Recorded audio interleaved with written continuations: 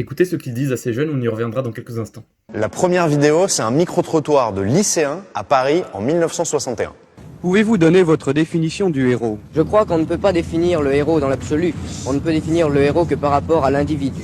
Pour moi, le héros, ce n'est pas celui qui meurt, c'est celui qui a le courage de vivre, le courage de donner son cœur, son intelligence et non seulement son corps à un idéal. Ça calme, hein? Je trouve que l'exemple utilisé dans cette vidéo pour illustrer l'écart d'éloquence entre les deux générations est quand même plutôt biaisé, voire malhonnête. Via les archives de l'ENA, quand on écoute les interviews de certains jeunes, on se rend compte que, bon, oui, ils ont une bonne éloquence, mais c'est toujours la même catégorie de personnes qui est interviewée.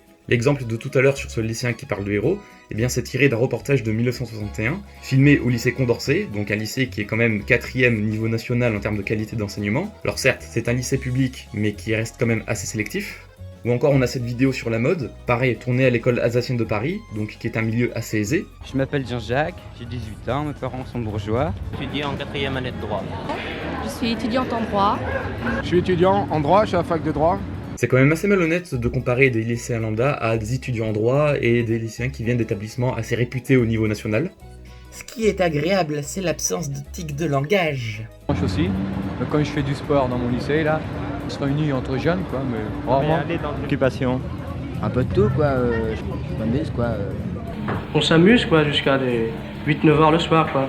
Oh bah, elle avait un jus, elle m'a foutu à la londe. Oh bah, ça faisait déjà 2-3 jours qu'elle me donnait pas à bouffer, alors j'avais demandé une avance sur ma paye. Je suis rentré, quoi, j'étais habillé, elle me dit fous-moi le camp. Donc est-ce que tous les jeunes en 1960 s'exprimaient comme des Balzac en puissance? Bien sûr que non. Est-ce qu'il y a un vrai décalage entre les deux générations?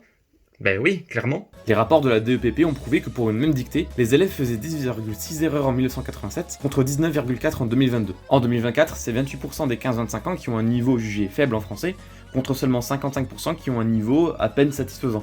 Ces mêmes études restent nuancées et relativisent quant au niveau des jeunes dans les autres disciplines, mais on note une chute significative dans la compréhension du français et de la lecture, autant au primaire qu'au collège.